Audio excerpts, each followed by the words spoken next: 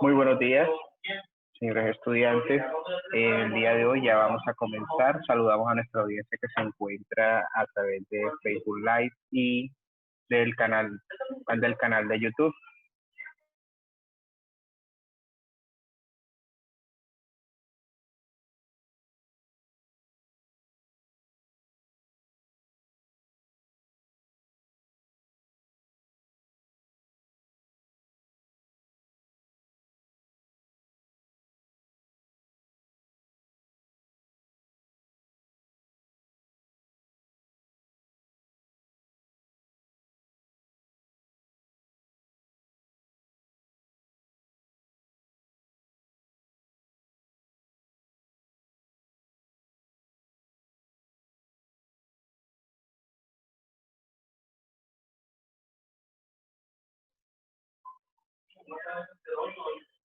Bueno, listo. Entonces, señores, vamos a comenzar. La clase de hoy va a tener un toque más interactiva en el sentido de que vamos a trabajar con los casos a través de la lógica jurídica.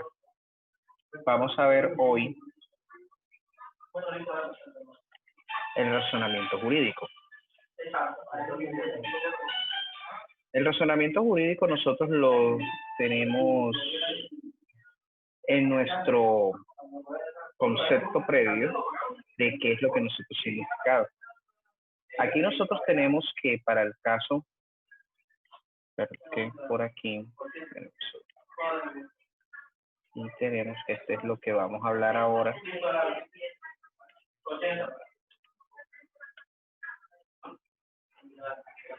Ay, Dios.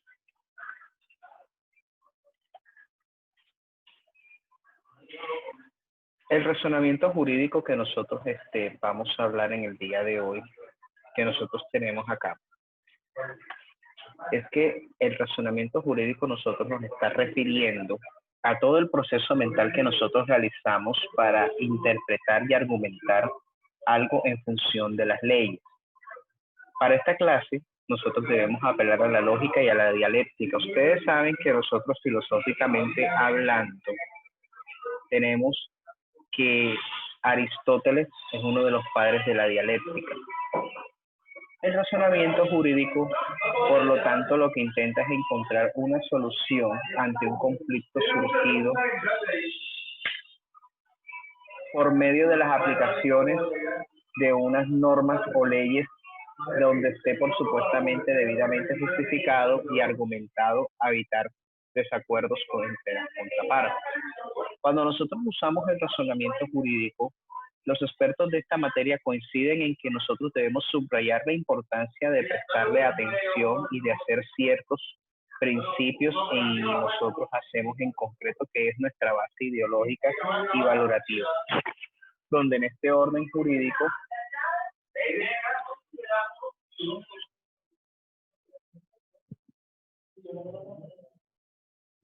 bajen un poco el decibel. Entonces nosotros tenemos en cuenta también que en nuestro razonamiento nosotros expresamos que en nuestras normas y nuestras leyes nosotros tenemos que siempre tener la base de cómo nosotros saber argumentar ante situaciones. Nosotros todos los días en nuestra institución usamos el razonamiento jurídico. Siempre lo hemos usado porque esas son las bases en las lógicas de la verdad, donde tiene unos principios y unas reglas, de los cuales las reglas jurídicas. Bajar un poco la voz.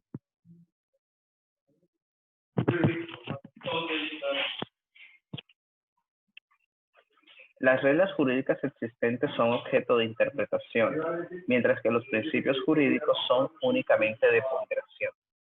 Y los principios se usan y aplican de acuerdo a la lógica de preferencia. Ustedes saben que nosotros estuvimos hablando la semana pasada sobre los principios. Uno de ellos, el de contradicción, el de principio del tercero excluido. Entonces, nuestras reglas jurídicas existentes que son objeto de interpretación son las normas que tenemos acá. mientras que los principios jurídicos son únicamente de ponderación. Ahorita como dentro de media hora llega la planilla. Entonces tenemos nosotros ese principio de ponderación. Y dentro de la lógica nosotros también hablamos de unos silogismos. Los silogismos básicamente son lo que nosotros hablamos del sujeto y predicado de las oraciones. Prácticamente esta unidad básicamente es puro razonamiento de frases, revisión de las frases, de cómo nosotros usamos nuestro idioma español durante todas estas cosas. Entonces nosotros hacemos unos razonamientos deductivos para llegar a una conclusión, que es lo que nosotros denominamos las famosas premisas, donde tenemos nosotros premisa mayor, premisa menor y una conclusión, que de los cuales nosotros, Aristóteles, que es el gran filósofo griego, donde nosotros lo debemos.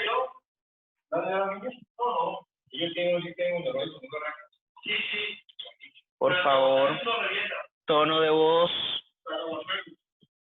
Por favor, el tono de voz, que estoy en una llamada. Entonces nosotros estamos acá dispuestos a que cuando el razonamiento deductivo que nosotros siempre realizamos nos hace tener en cuenta en unos análisis profundos donde nosotros determinamos unas tablas, que esas son las que nosotros vamos a ver ahora, que son las tablas de verdad y las de conclusión o las tablas de certeza. Por ejemplo, tenemos aquí que para poder llegar a que la primera conclusión sea verdadera, nosotros tenemos el ejemplo de la premisa número 1, donde nosotros hablamos de que todos los seres humanos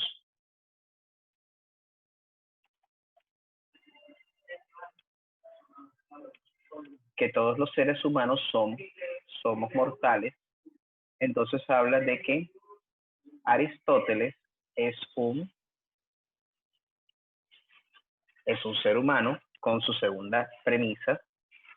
Por lo tanto, su conclusión es que Aristóteles es mortal. Fíjense ustedes de que nosotros podemos llegar a una conclusión totalmente verdadera cuando las dos premisas se consideran verdaderas. En cambio, hay una regla de que cuando hay una premisa verdadera y una premisa falsa, la conclusión necesariamente va a salir de tipo falsa. Es como el caso de esta conclusión ficticia que vamos a ver en este ejemplo, como por ejemplo, todos los perros fueron cachorros. Aquí hablamos de que Snoopy es un perro. Ustedes saben que Snoopy es una figura totalmente diferente, es una figura ficticia, que entonces en la conclusión llegó que por lo tanto Snoopy fue cachorro. Entonces en este caso nosotros no podemos comprobar de que Snoopy fuera un cachorro siempre y cuando, como es un personaje ficticio, nosotros no lo podemos comprobar que fueron cachorros. Y eso se puede hacer con cualquier tipo de razonamiento, que es lo que nosotros vamos a ver ahora. Nosotros tenemos varios tipos. Tenemos uno compuesto, que es lo que nosotros hacemos, las famosas uniones, que por ejemplo Juan y María están bailando y tomando, por ponerles el ejemplo. Ese es un silogismo compuesto que nos ayuda mucho a lo que es la de unión, que es lo que nosotros hablamos de la conjunción y, que une dos oraciones en una. Tenemos el silogismo condicional, que es el que se debe de cumplir una condición para que pueda llegarse a una conclusión. Y tenemos el disyuntivo, que es necesariamente son dos oraciones donde a través de la conjunción o la disyunción o es la que te llega a una conclusión. Miren cómo lo tenemos aquí. La tabla de certeza de las negativas. Las negativas nosotros tenemos es que no es. Entonces, miren que nosotros tenemos como ejemplo las siguientes. Por ejemplo, en la P principal, hoy es martes. Pero si nosotros tenemos la negación, miren que dice que hoy no es martes. Precisamente, eso nos estaba hablando el martes con nuestros estudiantes en el ejemplo, pero fíjense que en ese día, irónicamente, sí se cumplía la condición de porque hoy era martes. Pero esta condición de ahora, que nosotros tenemos, que hoy no es martes, porque realmente hoy no es martes, sino que estamos hoy el día viernes, aquí nosotros estamos realizando simbólicamente como nosotros estamos representándolo acá. Y nosotros utilizamos para el no, porque no solamente se utilizan el no, las siguientes expresiones. No es cierto que, no es el caso, es falso, no sucede que. Tenemos la de la conjunción y, que era lo que estábamos hablando de las uniones que nosotros tenemos aquí. Hoy es un día de fiesta y amaneció lloviendo. Miren que aquí nosotros estamos hablando que el día de hoy, viernes, es día de fiesta y amaneció lloviendo. ¿Cuáles serían las dos oraciones que en este caso está? Hoy es el día de fiesta y amaneció lloviendo. Pero en la realidad, si nosotros vemos que el día de hoy es un viernes, hoy no es un día de fiesta y tampoco amaneció lloviendo. Pues entonces esto es lo que nosotros hablamos sobre las tablas de certeza que nosotros tenemos, que es la proposición compuesta, que es la unión de dos frases en una sola. Entonces, si nosotros tenemos aquí, tenemos aquí la primera oración, hoy es día de fiesta y amaneció lloviendo. Cuando nosotros tenemos que el y es en este caso el conector.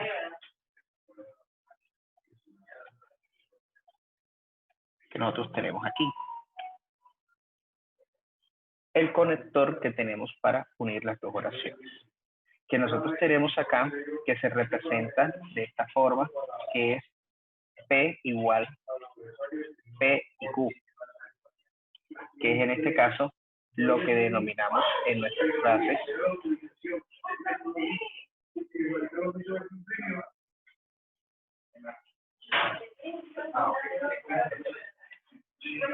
en nuestras oraciones. Nosotros tenemos acá esta parte.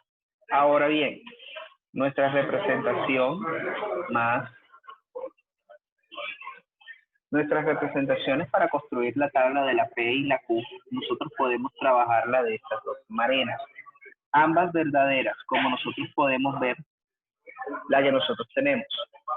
Hoy es viernes y el día está soleado. Que esas son dos frases verdaderas. Tenemos que también se puede hacer con una verdadera y una falsa. Y es necesario que en este caso, si nosotros sabemos que la unión de estas dos frases, cuando son ambas verdaderas, el resultado va a ser verdadero.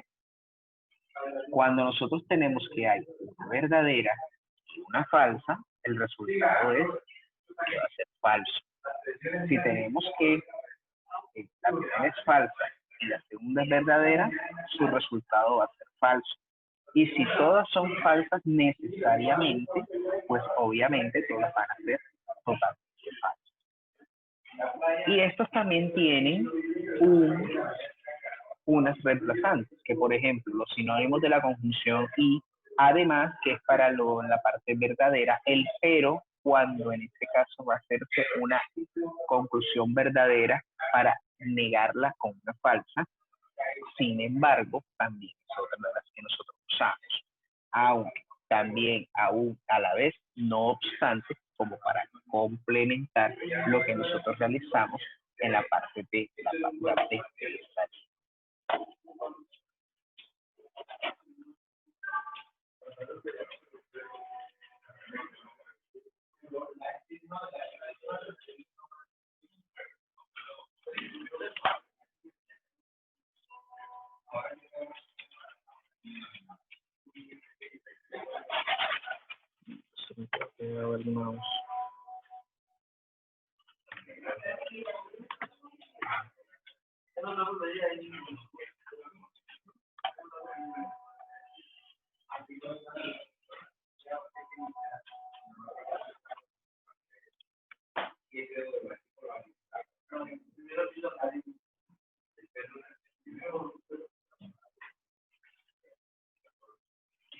Y tenemos ahora también la disyunción, que es la famosa disyunción o. La disyunción o, que es la que nosotros vemos acá, sirve para que se inserte otra palabra u otra frase u otra oración que se pueda realizar de una manera en donde podemos tener la generación de la duda razonable en nosotros. ¿Hoy es día de fiesta o amaneció lloviendo? O sea, ahí te está diciendo que el día de hoy es un día de fiesta o amaneció lloviendo. Cuando se quiere hacer eso normalmente se realiza para realizar una confusión al lector para estas cuestiones. Es como las mamás de uno, o estudias o trabajas, o estudias o ahí te comienzan a complementar. ¿Cómo nosotros podemos integrar la preposición o las frases a través de la conjunción o? Es casi la misma fórmula, pero mira, cuando las dos frases son verdaderas, necesariamente la conclusión va a ser verdadera. Cuando hay una verdadera y una falsa, la conclusión necesariamente va a ser verdadera. Lo mismo, si inician falsa verdadera, va a ser verdadera sus conclusiones. Pero cuando la única forma para que sean falsas es que ambas sean falsas. Eso es lo que nosotros llamamos en la disyunción. Nosotros todo el tiempo vivimos usando estos conectores. Todo el tiempo vivimos usando estos conectores.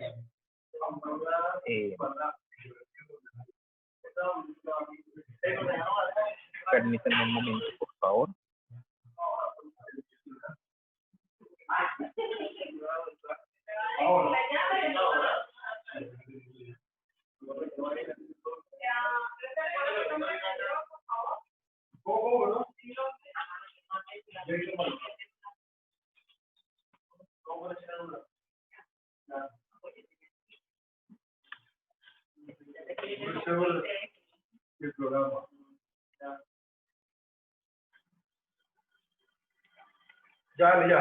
Ya te lo mandé a imprimir. Mira para ver si salió. Oscar, mira para ver si salió. Mira para ver si salió. Ahí abajo. Mira para ver si salió. Okay. Bueno, nosotros estamos viendo que ahora viene la condicional. La condicional es cuando nosotros estamos hablando sobre toda la parte que nosotros nos denominan que se debe de cumplir una condición para que la conclusión sea verdadera. Normalmente dice, el entonces es el particular que te va a tener ahí en cuenta. El entonces para todas las oraciones. Como por ejemplo, muchísimos de ustedes cuando van a pedir permiso para salir a una fiesta, su mamá les dice, si me lavas los platos, te dejo ir a la fiesta. Que normalmente es una expectativa. Que si tú no cumples esa condición, no te dejan ir a la fiesta. Y necesariamente, a veces esa conclusión puede llegar a una conclusión totalmente falsa que puede llenar no puede llenar tus mismas expectativas. Es, por ejemplo, si nosotros normalmente en los puentes festivos, cuando armamos los viajes a playa, dice, si no llueve, iremos a playa. Que mire que sí, ¿cuál es la primera condición que se tiene que cumplir? Que no llueva. Si no llueve, listo, se cumplió esa condición y vamos a ir a playa. Pero resulta, así como nosotros vemos aquí, que en este caso,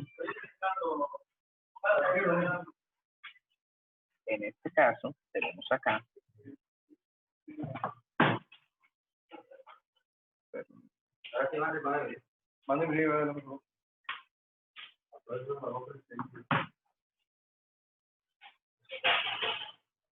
dice la impresora no responde, seguramente por el iPad.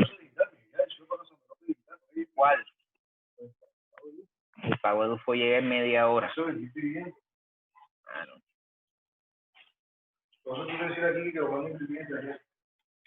Bueno, entonces nosotros cuando estábamos hablando de la tabla de certeza condicional, nosotros vemos aquí que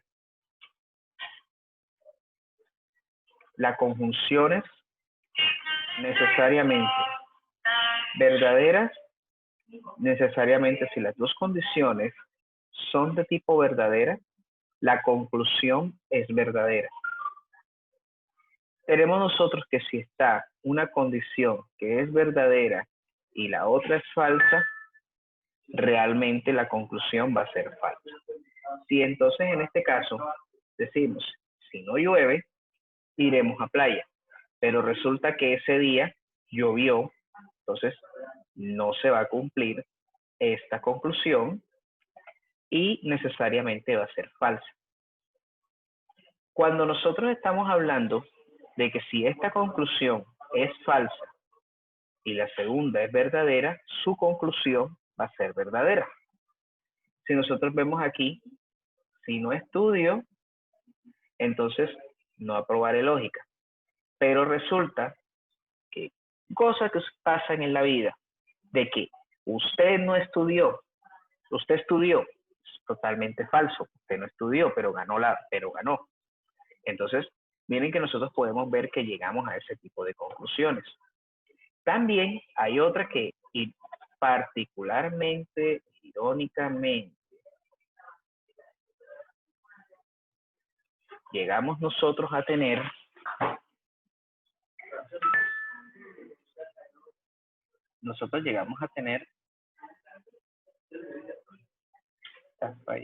una hoja acá. Nosotros podemos llegar a tener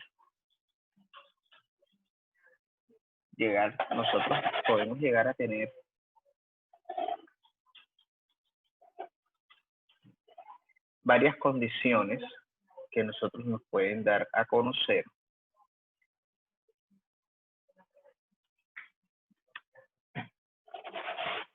que se está teniendo inestabilidad aquí en el internet. Tenemos nosotros que podemos llegar a tener en cuenta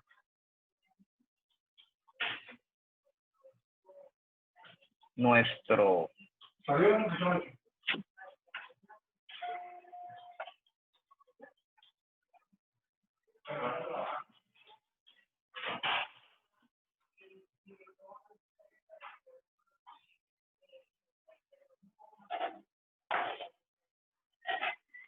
se está pegando mucho el este. ¿Cómo que? ¿Cómo es así? La mente ahí. Yo siempre quiero ver, parece que ya. Sí, me voy a abrir idea. Hoy.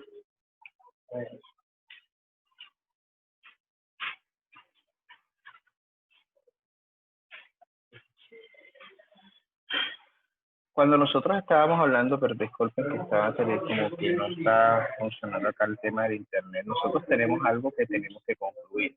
Si nosotros llegamos a tener las consecuencias, si son dos preceptos o dos supuestos falsos, la oración siempre va a ser verdadera, como es en el caso de que si, les pongo el ejemplo, Andrés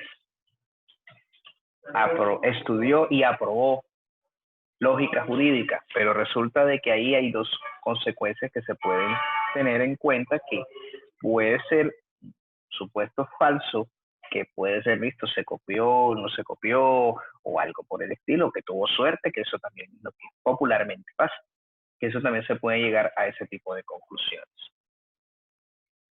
Bueno, entonces nosotros hablamos de las falacias. Falacia viene de engaño.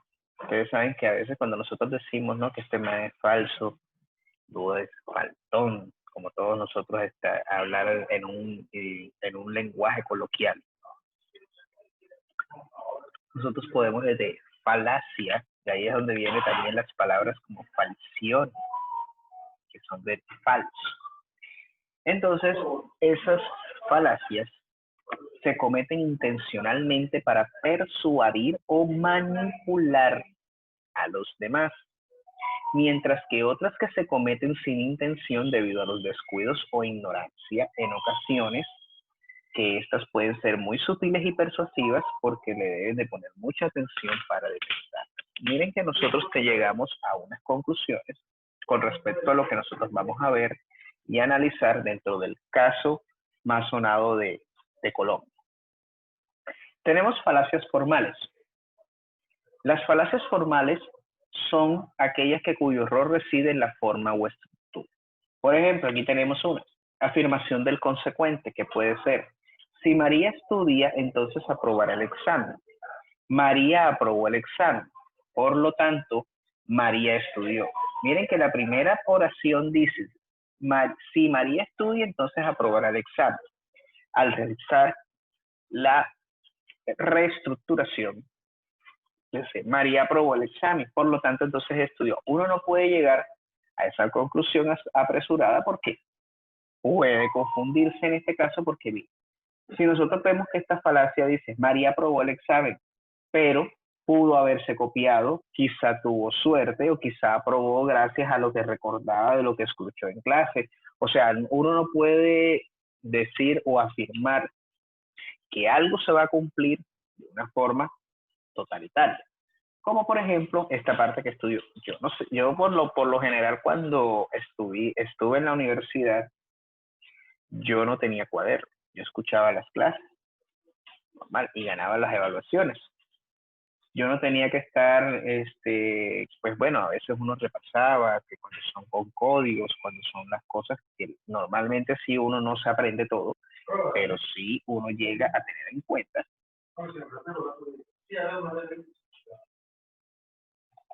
Pero sí llega uno a tener en cuenta todas estas cosas. Entonces, tenemos otra que es la de generalización apresurada. Esta intenta concluir que algo general a partir de un número relativamente pequeño de casos particulares. Por ejemplo, todas las personas altas que conozco son rápidas. Por lo tanto, todas las personas altas son rápidas. Miren que aquí establece que el límite de una generalización apresurada, pero es que, como por ejemplo, hay personas altas que son delgadas, otras personas altas que son gordas, otras personas que son medios, y entonces cada uno no puede, yo no puedo concluir apresuradamente que todos son rápidos por ser altos, porque cada uno tiene sus factores totalmente diferenciales. Entonces tenemos que estos ejemplos de las falacias formales. Tenemos las informales, que son argumentos de atacar la posición normalmente de unas afirmaciones del interlocutor. Como es en este caso la falacia ad hominem, que es la que ataca directamente al interlocutor mismo, como estrategia que usan para descalificar la posición del interlocutor y al descalificar su defensor. Por ejemplo, si alguien argumenta, usted dice que robar está mal, pero usted también lo hace. O sea, te está diciendo a ti en un método de defensa que tú estás defendiendo a un delincuente, dice que robar está mal, pero usted lo hace. Intenta tener un choque y te intenta confundirte para evitar que tú caigas en un error inducido a través de este tipo de falacias antagónicas. Y estás cometiéndolo en una particularidad, porque pretende refutar una posición de robar está mal mediante un ataque al proponente. O sea, no tienes ningún tipo de argumento para nosotros.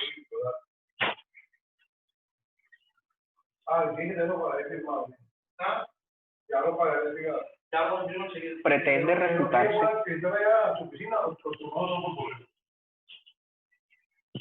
Pretende refutarse que robar está mal, entonces nosotros hablamos que hipócritamente yo le puedo decir aquí, no, es que tú también robas, yo también, yo también lo puedo hacer, yo también tengo que hacerlo y tú también lo haces, entonces ¿para qué me estás peleando? Eso es como normalmente cuando uno le refuta mucho a los padres. Cuando te dicen a ti, fumar está malo, pero tú también fumas.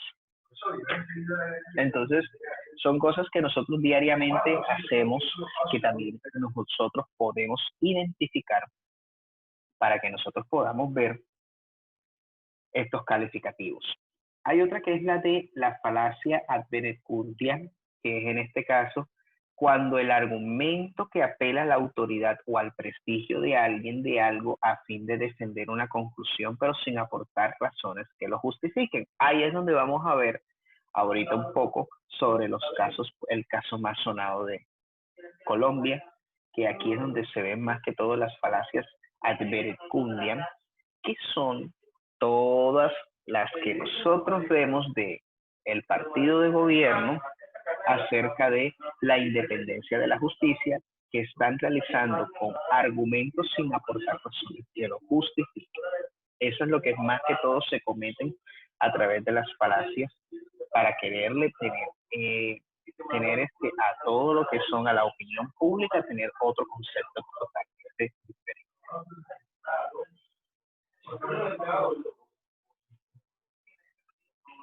Tenemos otra que se llama la falacia ad ignorantiam, que es en este caso que defiende la verdad o la falsedad de una proposición porque no se ha podido demostrar lo contrario. Aquí en este caso, aunque sí ya están demostradas, estas falacias que se cometen es cuando algo que no está comprobado, que como están mucho lo del partido de gobierno, cuando habla de que está politizada la Corte Suprema de Justicia, está dando un fallo totalmente político, pero no está comprobado. Los magistrados que se encuentran ahí no se han podido demostrar de que están fallando en algo ideológicamente político. Se están basando en las investigaciones, que eso es lo que ahora vamos a ver.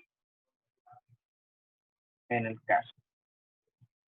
Falacia ad baculum, que esta falacia es todo argumento que se defiende en una proposición basándose en la fuerza o amenaza.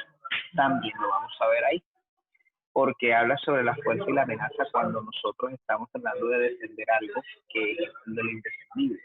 Hay una falacia circular, que es donde todo argumento que defiende una conclusión que se verifica recíprocamente con la premisa y nosotros justificar la veracidad de la premisa con la conclusión y viceversa, cometiendo ahí una circularidad. Si tú haces una premisa mayor, una menor y la conclusión, entonces estás generando ahí como si fuera un círculo vicioso. Y tenemos el del hombre de la falacia del hombre de paja, que cuando rebaten un argumento de un interlocutor se distorsiona en su posición y luego se refuta en versión modificada. Así que lo que se refuta no es la posición del interlocutor, sino una distinta en general es más fácil de atacar, como por ejemplo aquí en el siguiente diagrama.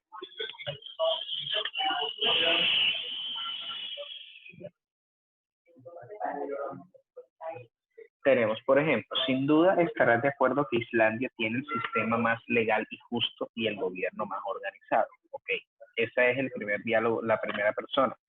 Y la segunda dice, sí, Islandia es el mejor país del mundo. Eso significa que las opciones son muy pocas y muy pobres. En este caso, la persona B puso en boca de la persona A algo que éste no dijo, que en este caso Islandia es el mejor país del mundo y luego atacó con la posición como si fuera la de la persona A, cuando habla sobre la organización y el gobierno legal.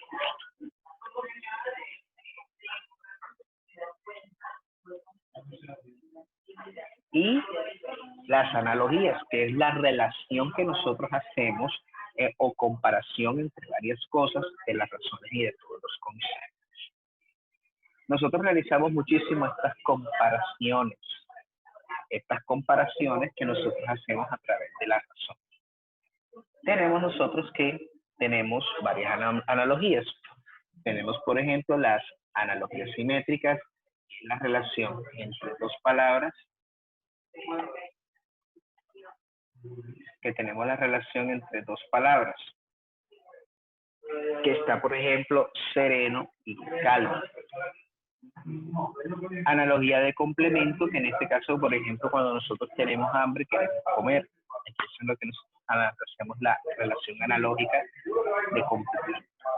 Las cogenéricas, que son las que nosotros hacemos a través de los que pertenecen a una misma clase o categoría.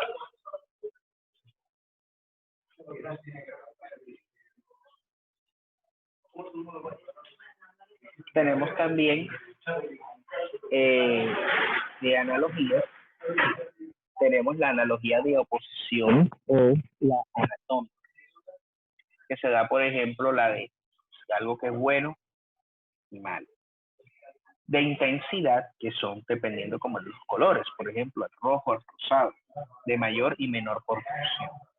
Y tenemos las analogías inclusivas cuando nosotros estamos hablando sobre el concepto de la totalidad del componente género y especie. Por ejemplo, tenemos el ave que es el género, la especie, el gallo, la gallina, el pato, todo o parte, que en este caso tenemos el todo, que es la taza, y parte del lazo, que es en este caso un elemento que tiene que ser complementario a otro.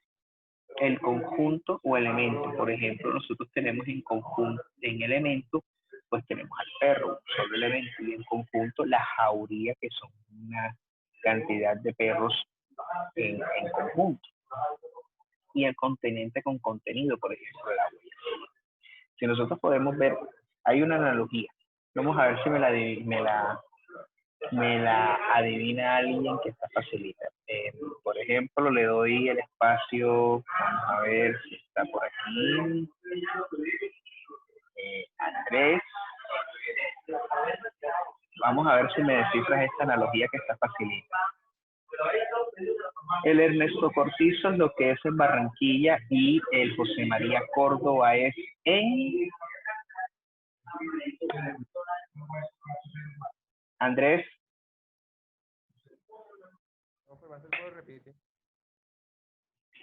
El Ernesto Cortizo es lo que es en Barranquilla y en José María Córdoba es en...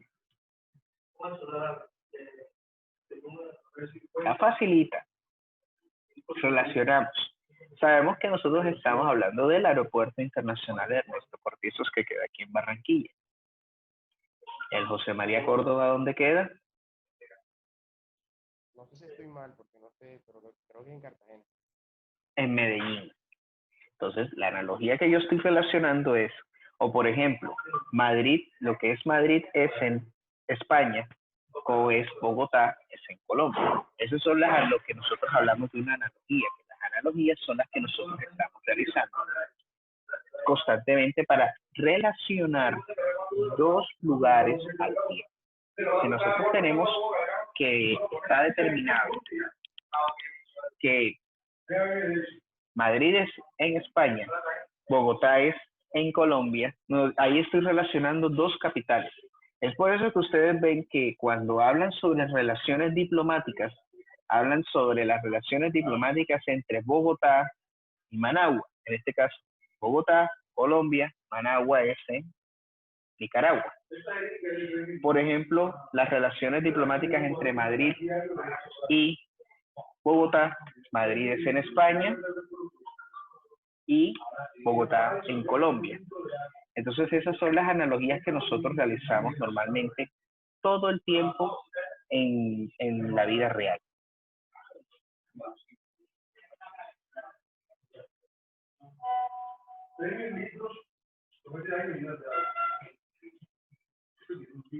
Entonces nosotros tenemos acá otras analogías como la de ubicación, que es la zona de tránsito o detención de una de las palabras, por ejemplo, auto y el garaje. Una analogía de causa y efecto, que en este caso por casualidad el fuego, que cuando tú ves que tenemos el fuego, nosotros causaríamos después un incendio. La de secuencialidad, cuando nosotros tenemos la secuencia entre dos palabras, como por ejemplo el de matrimonio e hijos.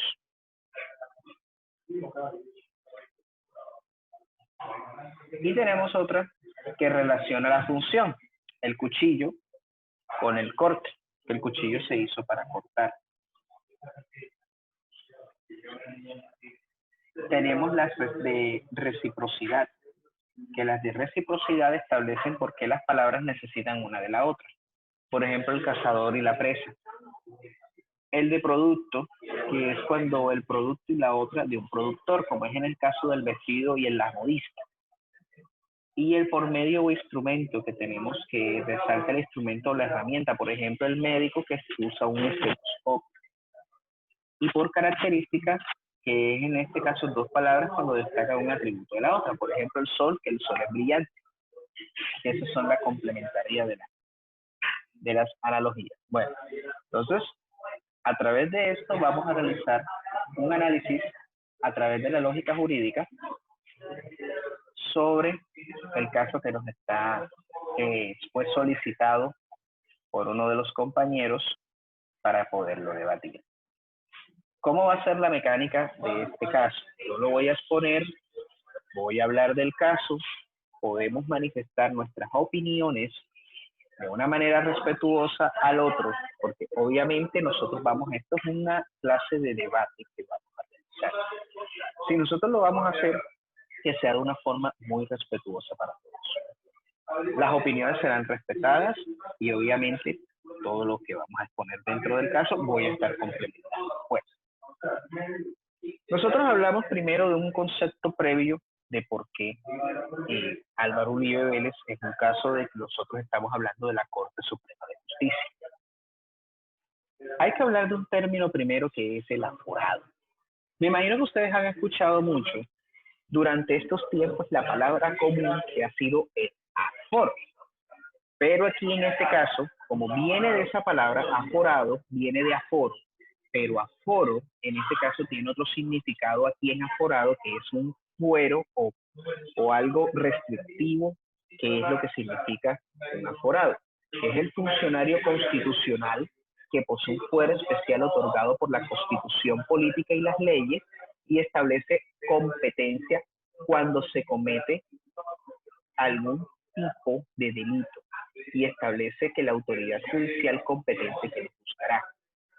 Y nosotros en Colombia tenemos 3 categorías de aforados. La primera de ellas es los aforados por elección popular. Están los aforados de libre nombramiento y remoción y no están los aforados que son por elección de parte del Congreso de la República. Los de cargos de elección popular en Colombia. Nosotros tenemos dentro de la rama legislativa los senadores y los representantes a la Cámara.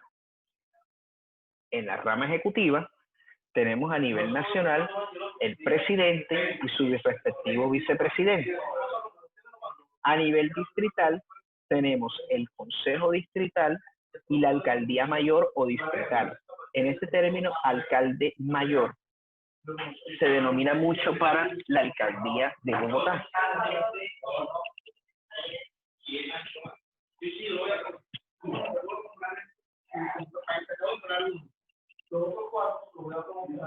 Tenemos también el departamental, donde habla el gobernador, los diputados a la Asamblea Departamental, y en el nivel municipal tenemos el Consejo Municipal y el alcalde municipal, que son elegidos por voto popular. Tenemos los que son de libre nombramiento y remoción. ¿Cuáles son esos? En la rama legislativa tenemos los presidentes, los vicepresidentes y secretarios del Congreso. Y los vicepresidentes y los presidentes de y los secretarios de las distintas comisiones que tiene el legislativo. Dentro de la rama ejecutiva, a orden nacional, tenemos los ministros de despacho, los directores de departamentos administrativos y los comandantes de las fuerzas militares. El presidente de la República hace un nombramiento de un ministro por el término de 2 años. Si el ministro tiene muy buen desempeño, él lo deja hasta que él le dé la gana si tiene su periodo presidencial. Nosotros tenemos la historia de que hubo una ministra en Colombia que duró 8 años. Durante todo este tiempo no hubo ningún caso. Se trata de María Ángela Holguín, que fue la ministra de Relaciones Exteriores dentro del gobierno Santos. Empezó desde el año 2010 y terminó en el 2018. Fue la única ministra en la historia de Colombia que ha durado durante todos los periodos presidenciales. Duró 8 años durante la presidencia de la República de Juan Manuel Santos, desde el 2010 al 2018. Tenemos que los directores de departamentos administrativos como Planeación Nacional, distintos, y los comandantes de las fuerzas militares y de policía, que esos son nombramientos de libre nombramiento y remoción que hace el presidente de la República, y estos también hacen parte de los aforados. A nivel distrital, ¿qué tenemos?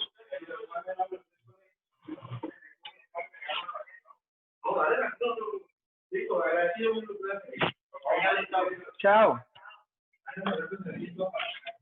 Tenemos nosotros también nuestro nivel distrital,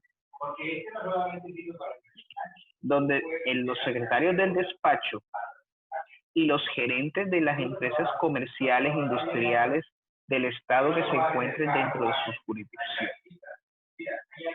Hay secretarios de despacho, que el alcalde, tenemos el secretario de salud, el secretario de educación, el secretario de planificación, secretario X, Y, Z, las agencias distritales de infraestructura, la de medio ambiente, la de hábitat.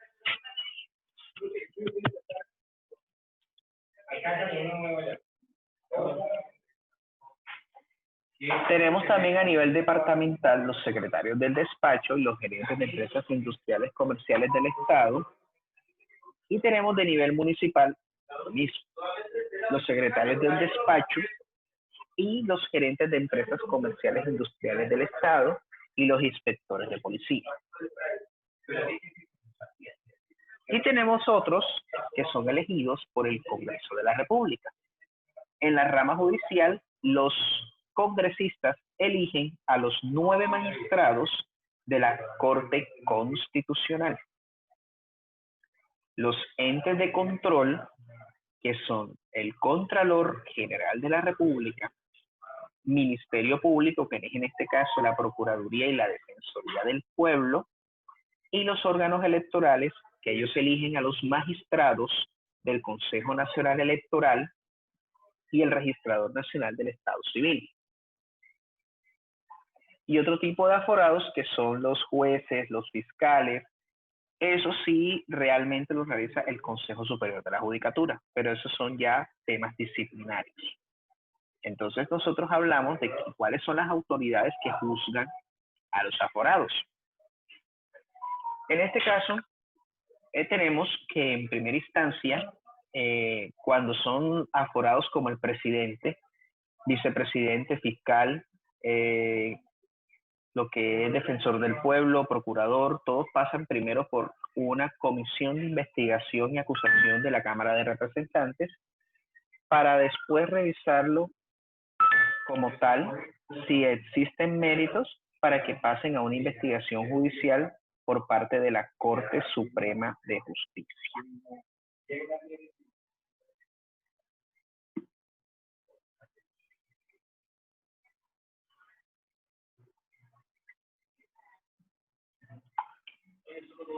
Y también tenemos los tribunales superiores y administrativos.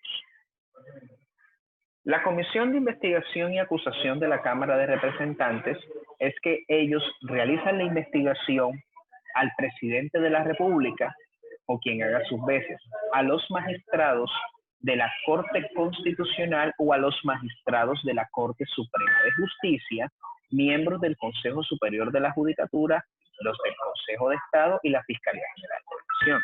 Esta comisión de investigación y acusaciones de la Cámara, cuando llegan las denuncias,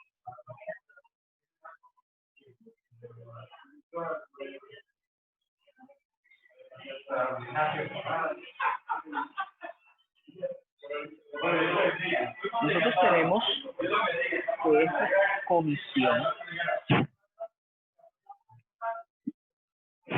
esta comisión se encarga de realizar estas investigaciones.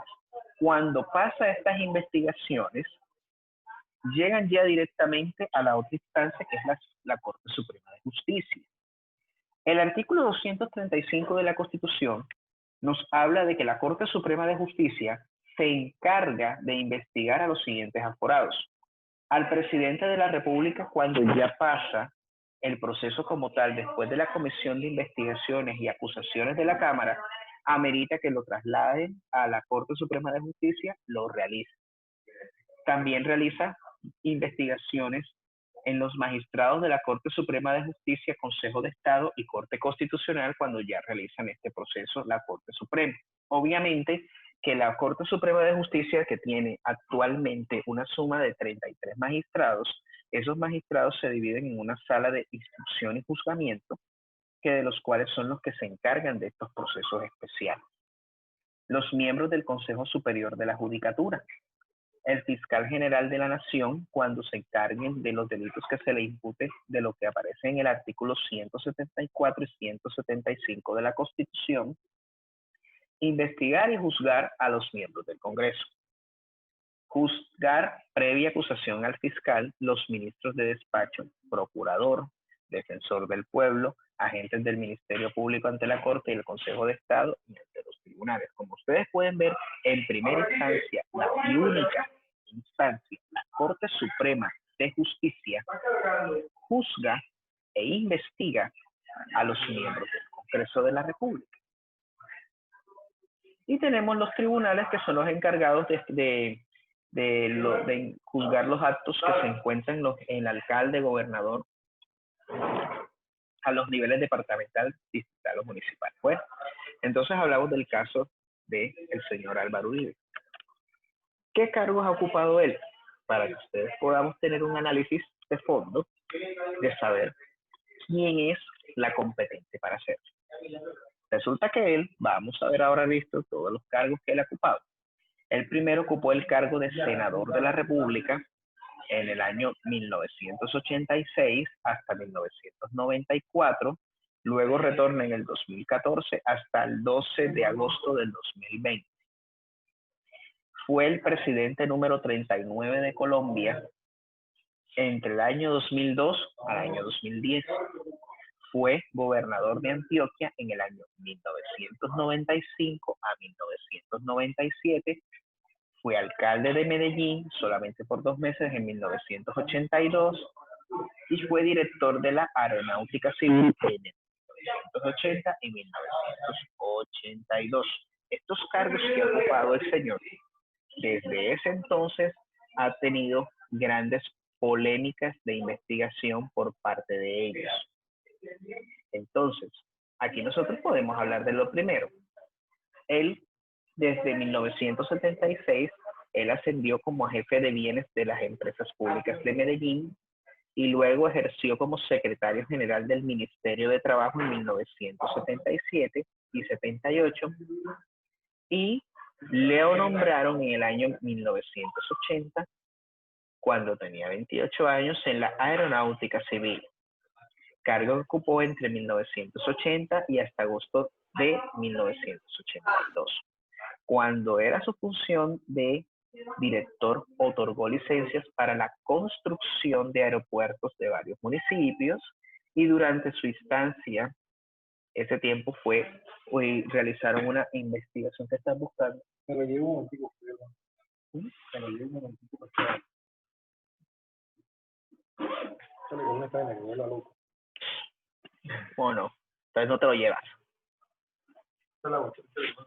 No te la llevas. Dile a Cristian porque yo no traje la mía. Que le eches colonia al bolso. Bueno, tenemos ahí que ese primer nombramiento fue acusado de hacer uso de un helicóptero de la propiedad de Pablo Escobar ante la Aeronáutica Civil y la realización de licencias para pistas a servicio del narcotráfico. Ahí comenzó la primera investigación donde se realizó. Ven acá, espérate un segundo. Ustedes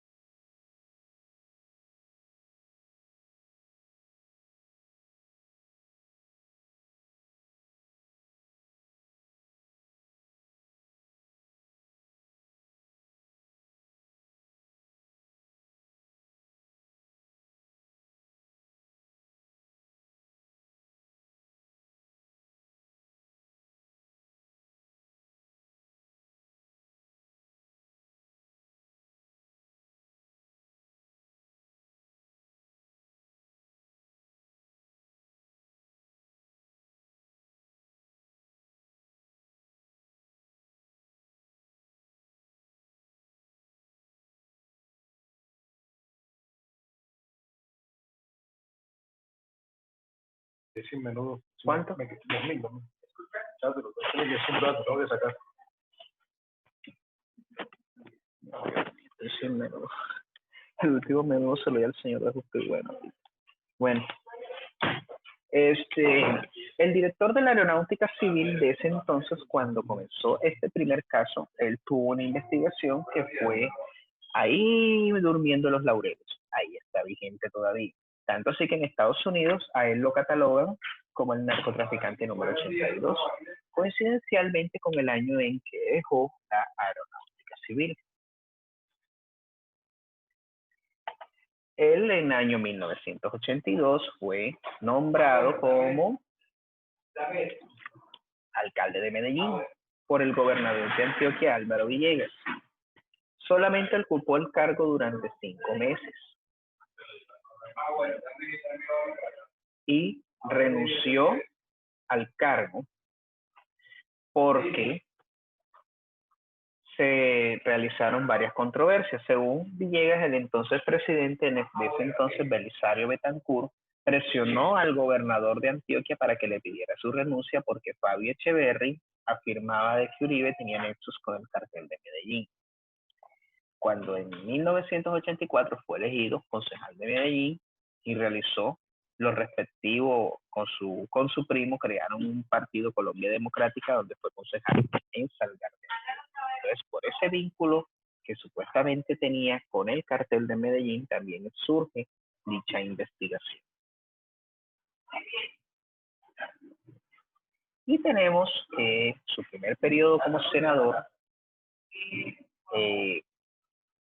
hizo cosas buenas en el sentido de que promovió una ley de indulto y de reindulto contra el M-19. Ustedes saben que él fue un movimiento guerrillero que cuando nosotros hablamos de las píldoras para la memoria, cuando hablaba de Petro y habla de todos ellos, que inclusive dentro de su partido político Centro Democrático existen también varios miembros del M-19 como el Carlos Acosta Lucio, que ese es el esposo de la ex fiscal Vivian Morales, y otro también que pertenecía a ese movimiento, también se encuentra dentro del Partido Centro Democrático. Después de la toma del Palacio de Justicia, impulsó la amnistía política a este grupo para que participara y con ello hubo el proceso de transformación de la Constitución del 91 que participaron miembros del M-19 en la conformación de estos miembros de Asamblea Constituyente. Durante sus 2 mandatos estuvo presente o como ponente y sacó adelante los distintos proyectos de ley que para muchos de nosotros fueron buenos y otros fueron extremos. Por ejemplo, la popular Ley 100 del 93. Él creó la ley de 82 para la protección de la mujer cabeza de familia, los de carrera administrativa, la ley 50 donde hizo una reforma laboral muy nefasta para los trabajadores, el fondo de prestaciones del magisterio, la protección y el desarrollo de la producción de la panela, la financiación democrática de los clubes de fútbol, la actualización de cooperativas a la banca cooperativa, la reforma pensional que hubo en ese entonces y el ingreso subsidiado del servicio doméstico al Instituto de Seguro Social. Aunque nosotros vemos que hay una particularidad que nosotros tenemos. Permítame un momento, por favor. Aló.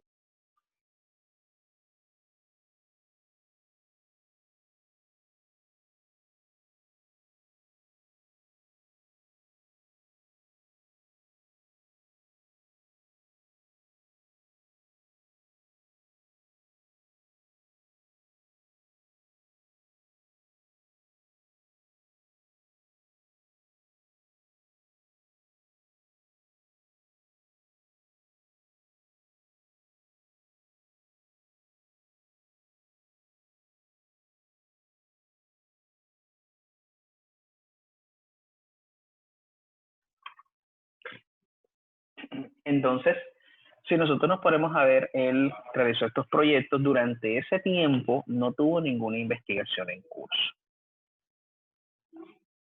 Como gobernador de Antioquia, esta es la más fuerte que existe, es que a él Él durante ese tiempo, cuando estuvo como gobernador de Antioquia, creó las asociaciones comunitarias de vigilancia rural que se denominaban las famosas Convivir, que después se convirtieron en lo que son las Autodefensas Unidas de Colombia, AUC, y que en el 2007 el senador Gustavo Petro denunció en un debate parlamentario que entre 1995 y 1997 Salvatore Mancuso y un hijo de la dueña del chance, Lince López, y entre otros participaron en esas Convivir.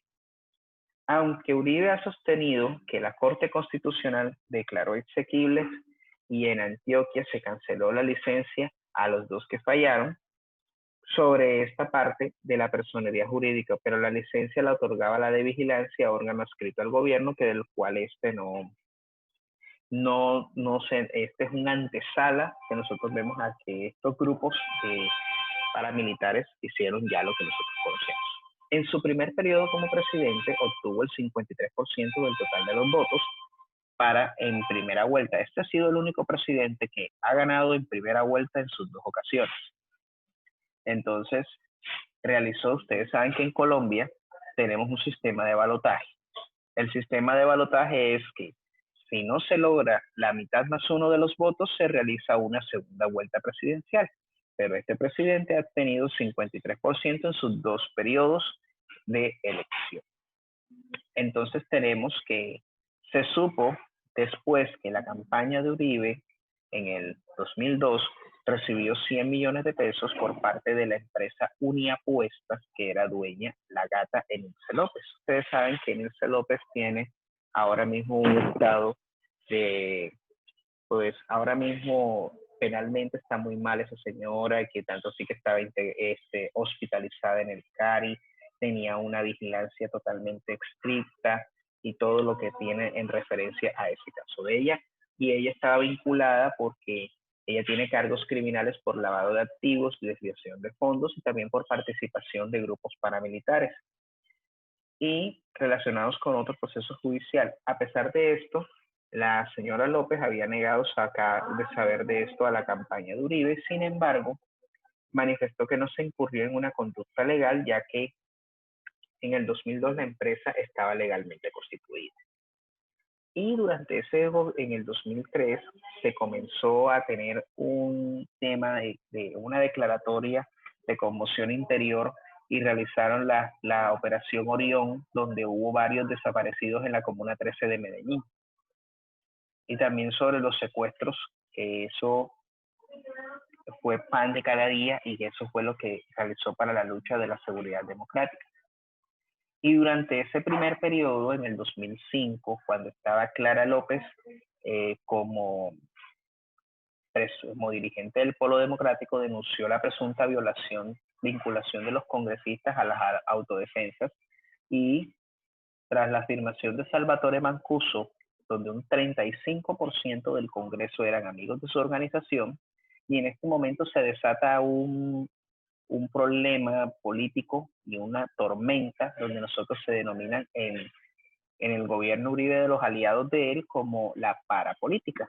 Este sistema de parapolítica, las investigaciones ya han sido condenados varios, y estos aforados fueron investigados por la Corte Suprema de Justicia, que de los cuales ha hecho de que han perdido sus investiduras y han perdido para ocupar cargos públicos.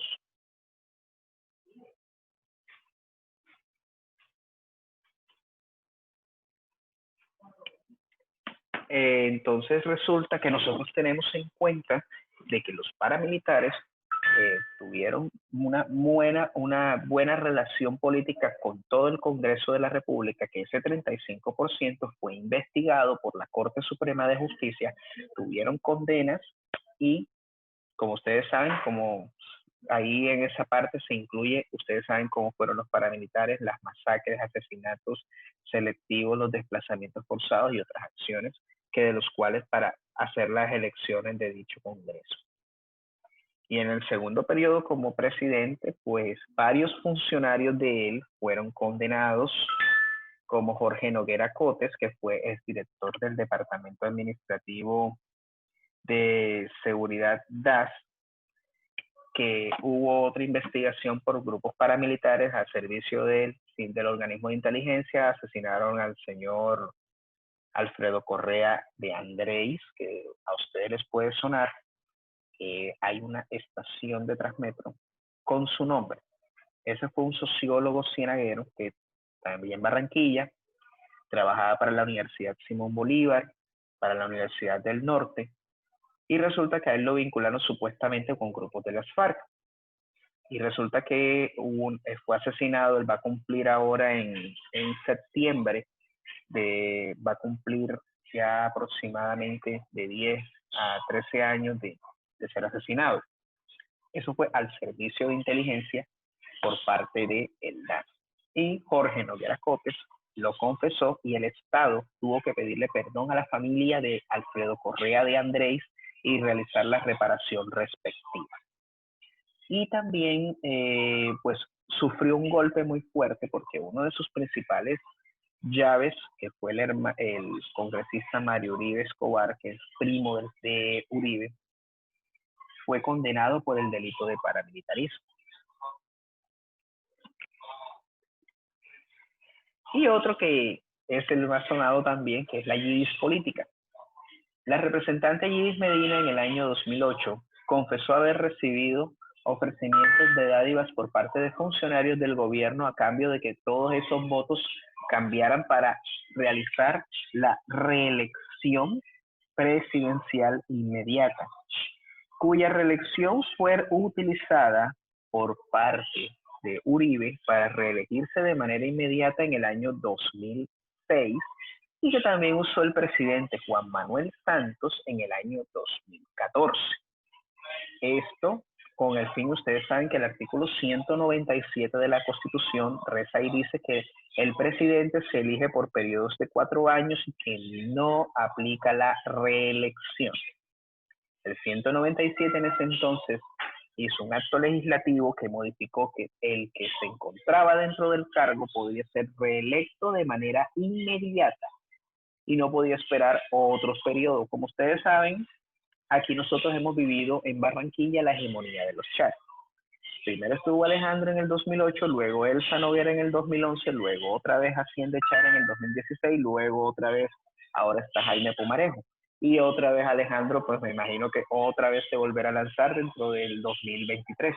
Entonces, tenemos una hegemonía en el sentido de que ellos son los que están teniendo el poder en estos momentos porque la reelección no está habilitada ahora mismo para ningún tipo de cargo público, salvo solamente al Congreso de la República, los diputados, asambleas, los concejales, que sí, perdón, pueden ser reelectos cada vez que uno pueda ser elegido durante las elecciones. Entonces, pero ¿por qué se hace la restricción para presidente y para alcalde? Porque ustedes saben que los alcaldes y presidentes manejan recursos públicos y esos recursos públicos no garantizan la pelea igualitaria entre opositores y entre los mismos candidatos. Entonces, por eso se realizó hasta una ley que es la ley de garantías, que ustedes conocen ahora, que cuando ustedes le decían no, que no hay recursos porque hay ley de garantías. La ley de garantías es que 6 meses antes de la elección, de cuando se encuentran en campaña, no se pueden tocar recursos públicos, no se pueden inaugurar obras hasta que ya se elija la persona. Luego de que se elija o que se posesione, ya nuevamente la ley de garantías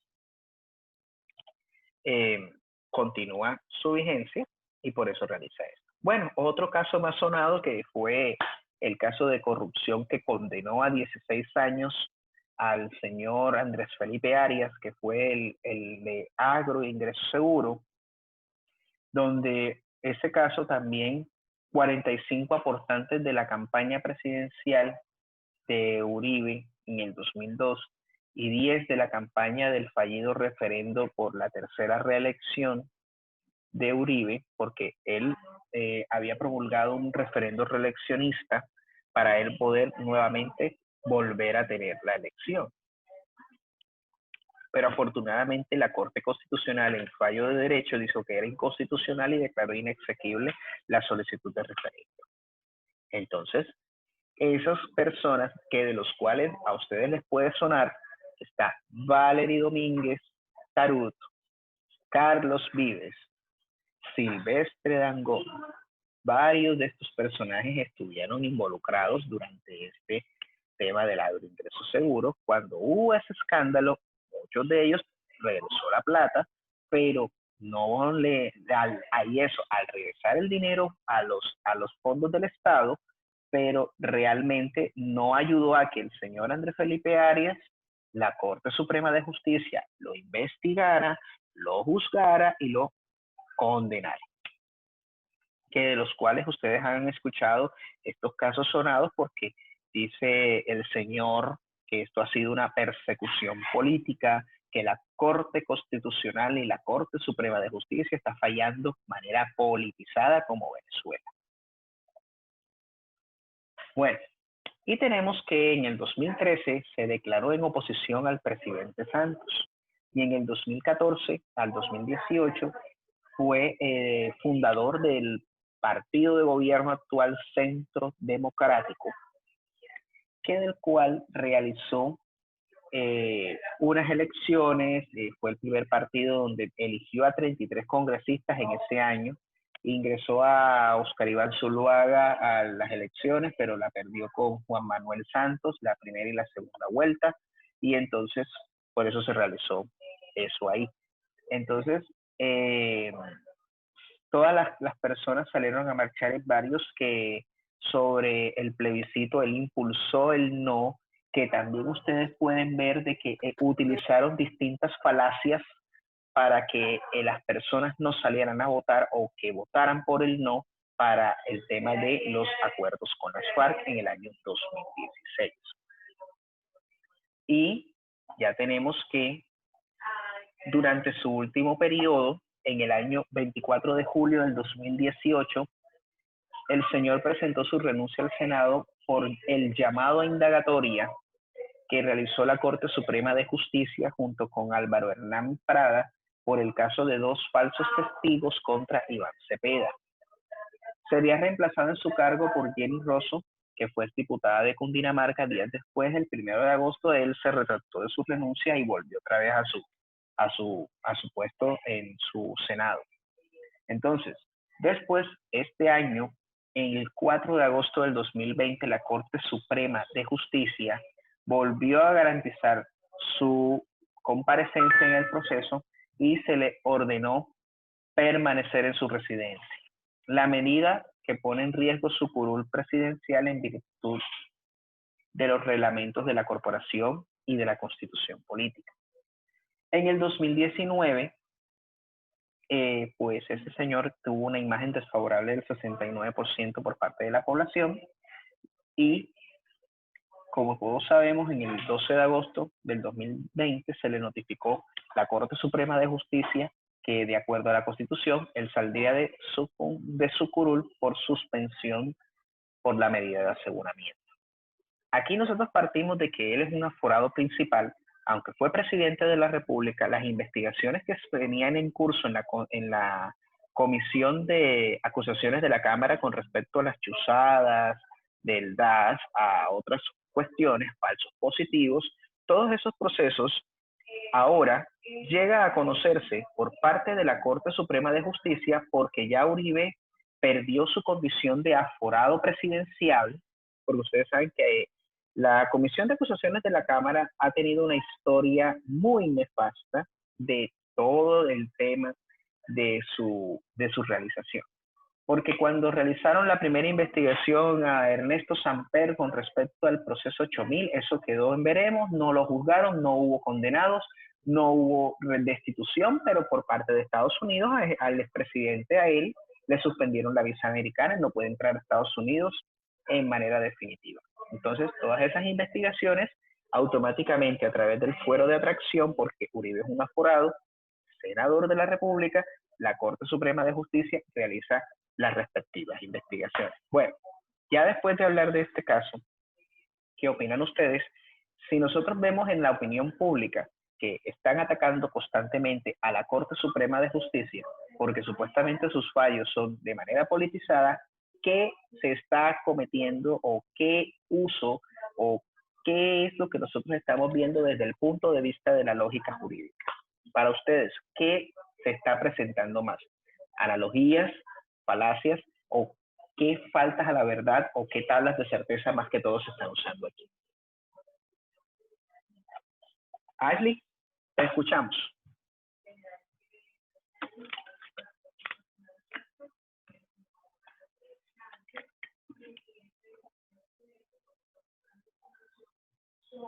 Ashley, te escuchamos.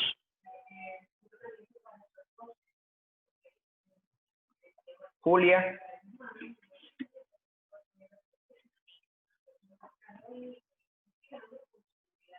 Julia. Bueno, listo.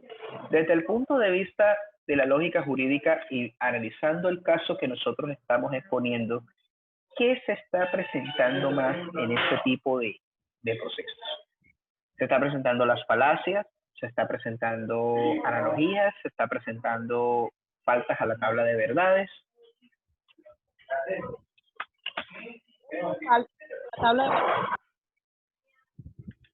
Bueno, listo, es cierto. Primero, nosotros en Colombia tenemos que ver algo. Colombia tiene un derecho a la presunción de inocencia, que eso a cualquier ciudadano no se le puede negar. Al presidente se le dio sus garantías constitucionales para que él se defendiera.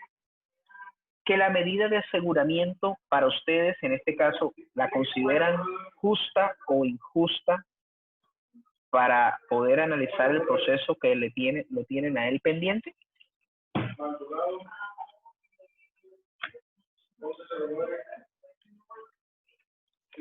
Profe, Sí. bueno, la medida de aseguramiento como está ahora mismo, no la veo como lógica, porque de todos modos él está aislado en su casa, sí, está, por decirlo así, está asegurado en su casa como lo indicaron, pero de todos modos él sigue ejerciendo su cargo en el Congreso. Él no lo suspendieron el cargo. Pues ayer, en el 12 de agosto, ya fue cuando la medida de aseguramiento entra en vigencia, se le aplica lo que se denomina la silla vacía. Pero para poder aplicar la silla vacía, tiene que tener un proceso en el Consejo de Estado de la pérdida de investidura. Pero como en Colombia la Constitución establece que cuando un aforado es investigado, puede continuar en el cargo. Pero cuando ya la Corte dicta medida de aseguramiento, se suspende la curul y la tiene que asumir otra persona del partido que queda determinado en el último, por ejemplo, nuestro sistema de reparto. Ustedes saben que nosotros elegimos a los senadores, concejales, todo. Que por ejemplo el Centro Democrático establece una lista de 150 candidatos. Resulta que al momento de hacer esa repartición, esa metodología, que cuando eso es más que todo de derecho electoral, nosotros hay un tema, hay una tabla. Si dicen son 100 y pico, son 100 curules que tenemos que entregar. Son tantos votos que tiene cada partido y ahí comienza a dividirse lo que se obtiene a través de una cifra de censo electoral que se llama cifra repartidora. Esa cifra repartidora es la que me va a determinar si ese candidato que obtiene X cantidad de votos es el que va a tener elección.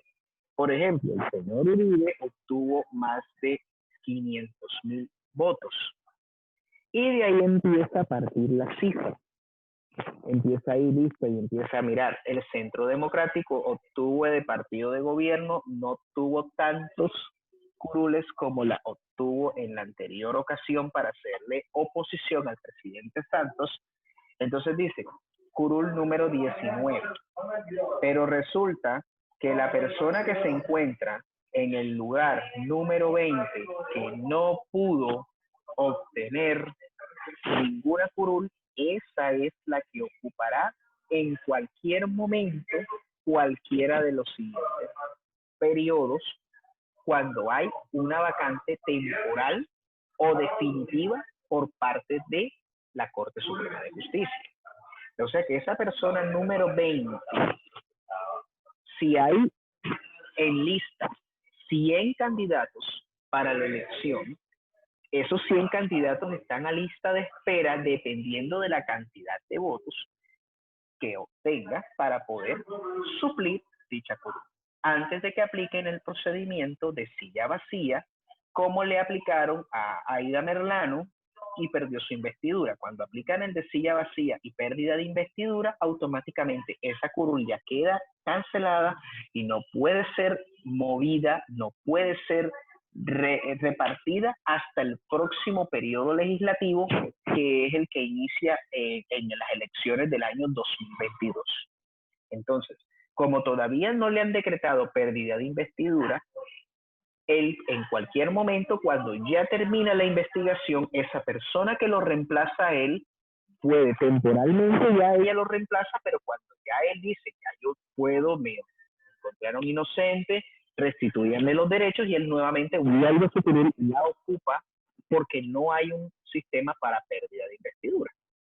Ya, él automáticamente ahora mismo está suspendido del cargo, mas no está destituido, porque la destitución se da cuando hay un proceso de pérdida de investidura.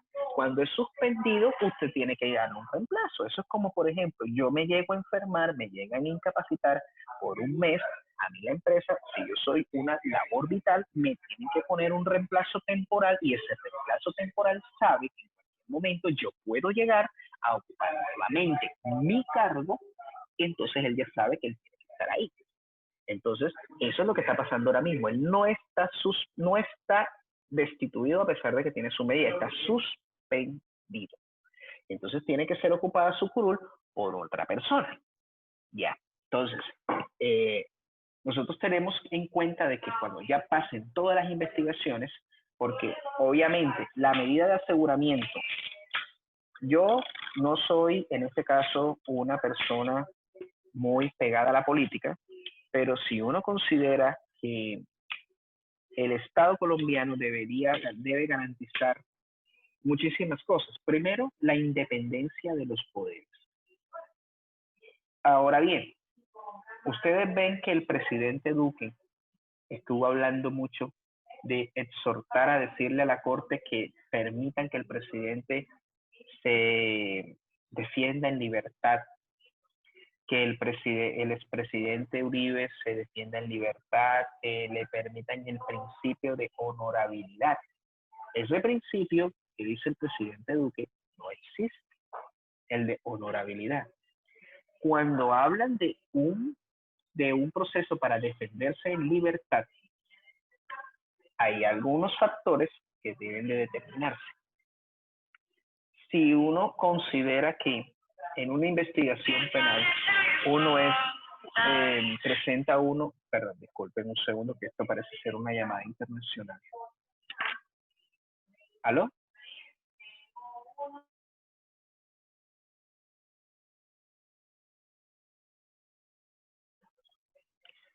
Pues sí, entonces, como tenemos esta consideración, el presidente Duque no puede opinar en estos momentos de esa forma, porque él es el jefe de Estado, y el jefe de Estado tiene que garantizar el equilibrio de los poderes. Eso pasaba durante los años cuando Uribe no se la llevaba bien con la Corte Suprema de Justicia. Entonces esto se está ocurriendo nuevamente. Entonces ahora les traslado otra pregunta. El presidente Duque, ¿qué posición debe de tomar con respecto al caso de Uribe Vélez? A pesar de que es su mentor político, pero ¿qué opinión o qué debe de hacer o qué posición debe de implementar para evitar que realice ese choque de trenes entre ramas de poder público? Sí, es que estamos con Ashley.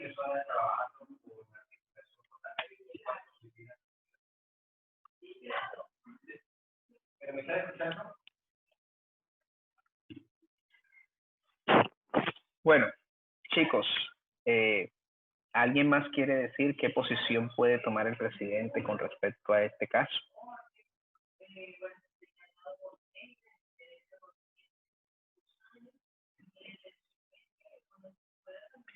Bueno, entonces nosotros a manera de conclusión se puede llegar a este caso.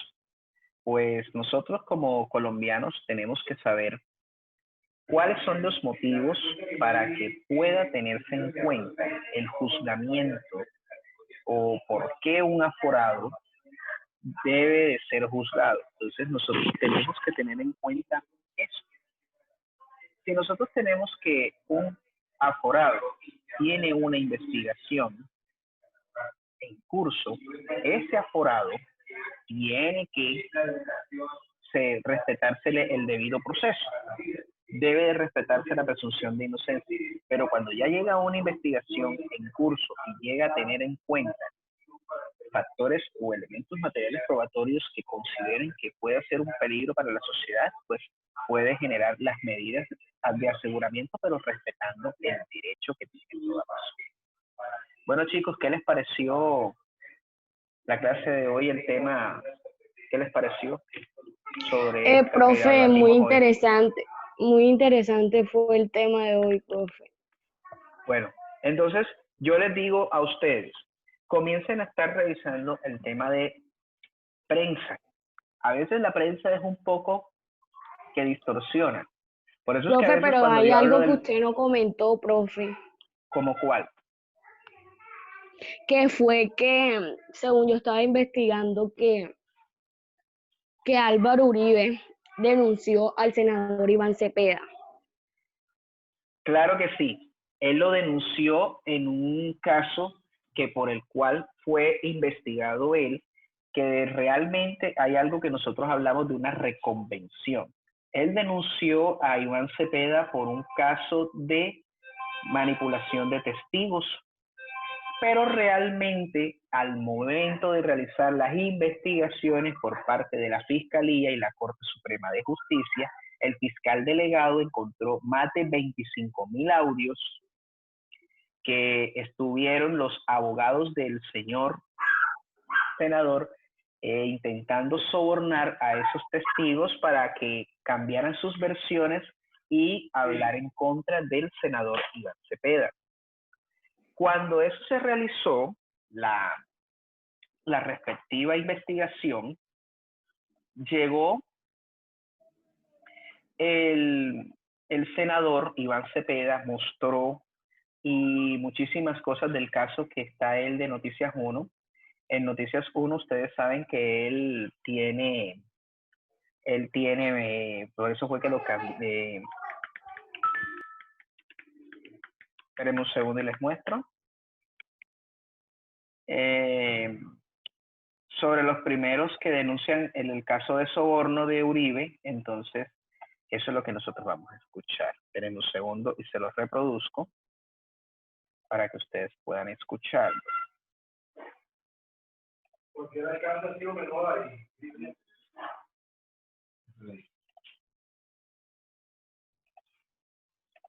Lo mismo a Barranquilla y prácticamente los que visitó el alcance en Barranquilla y República de Cartagena.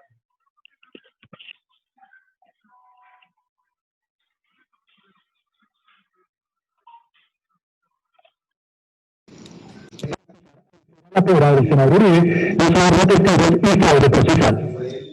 El 18 de noviembre de 2019, investigadores del CTI de la Fiscalía recibieron una declaración juramentada del ex paramilitar preso Carlos Enrique Vélez, a quien le constaría la presunta manipulación de testimonios a favor del expresidente Uribe en diligencias que había hecho su entonces abogado Diego Cadena, hoy procesado penalmente por los delitos de soborno a testigos y fraude procesal. En la diligencia, Vélez relató cómo se conoció con Cadena. El día se presentó no quería la abogada del presidente Álvaro Uribe. Dígame. Entonces me dice, no, que para que les colaborara en las cuestiones de lo que le están haciendo al doctor Uribe, eso de manipulación y todo eso.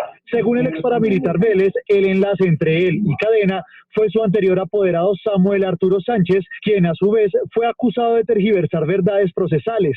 Vélez aseguró que Cadena le ofreció dinero para que beneficiara a Uribe. Por medio de Samuel, que era el abogado en ese entonces de nosotros, él hablaba mucho con Mario Uribe. Entonces ahí es donde él viene me ofrece una plata. Durante la declaración, Vélez aseguró en varias ocasiones que no conoció ni conoce aún al senador Iván Cepeda. Yo con Iván Cepeda yo nunca he hablado, ni él tenía una entrevista con ellos. Que prácticamente lo que ellos buscaron fue desacreditar más que todo era a Iván Cepeda. A pesar de que en las audiencias Cadena dijo que escribió una carta a nombre de Carlos Enrique Vélez porque, según él, el ex paramilitar no sabía leer y escribía muy lento, durante la declaración se ve a Vélez con una grafía ágil. Yo es que la carta la escribió fue Diego, yo la firmé y me coloqué. Ellos me daban esos pagos.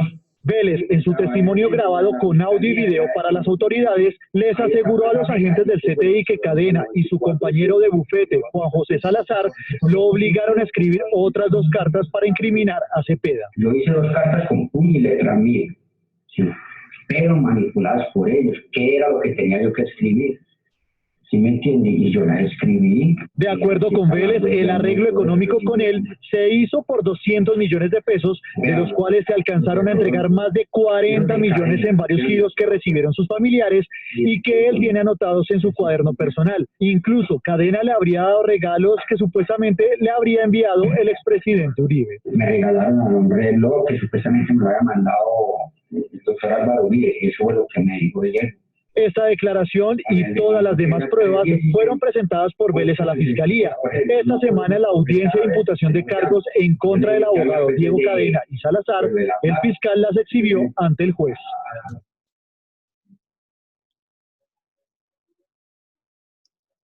Por eso ustedes puedan... Un segundo aquí.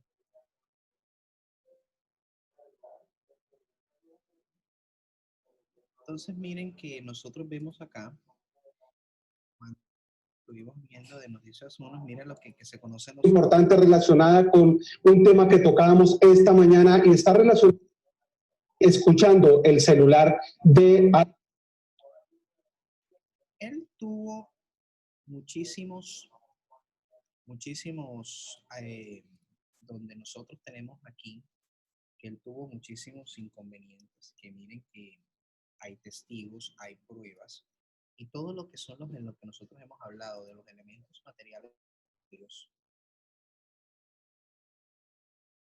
nosotros tenemos en cuenta que los elementos materiales probatorios que hay en este caso son muchísimos, que de los cuales la Corte Suprema de Justicia y el fiscal de analizar más de 25,000 grabaciones, que por eso es que hubo demasiada controversia en este caso.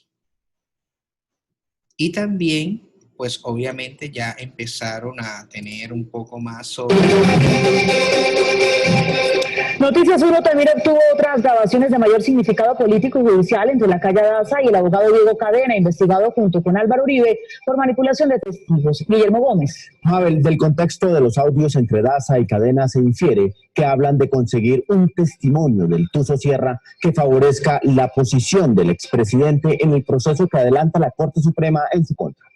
En el expediente abierto al senador Álvaro Uribe por aparente manipulación de testigos en la Corte Suprema y que hoy está en la sala de instrucción, se encontraron unas grabaciones en las que la renunciada asesora María Claudia Lacalle Daza habla con el abogado Diego Cadena, quien ofició como defensor de Uribe y quien también es investigado por sobornar testigos presuntamente para favorecer al expresidente. Yo me entrevisté con él. En una primera parte, Lacalle Daza y Cadena hablan sobre un viaje a Miami para conseguir, al parecer, un testimonio a favor del exmandatario. Sería el que después se publicó a nombre del Tuzo Sierra. Muy callita, que bueno, el abogado sale primero que usted, porque es que como no contesta y ese señor es de toda confianza y está haciendo las cosas muy mejor y callita, muy bueno, pero yo hablo mucho con él.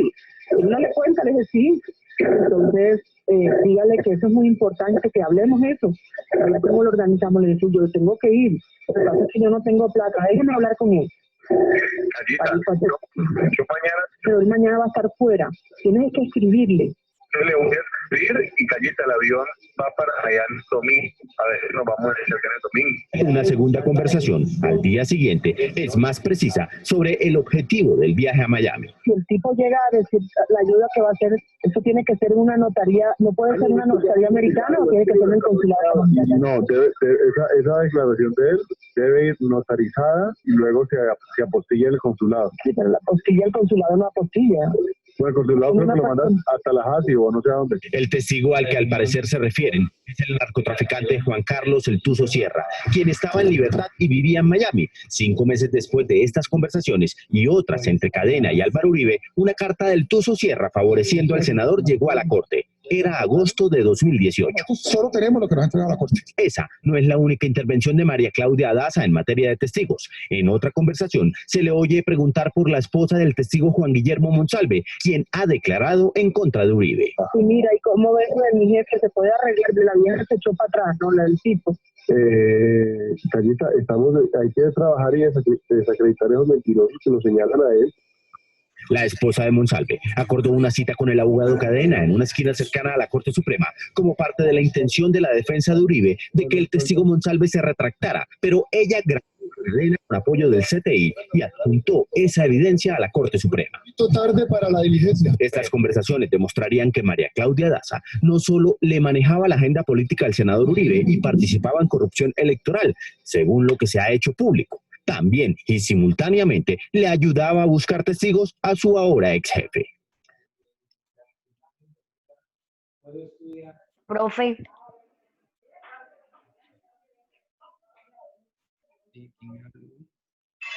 yo.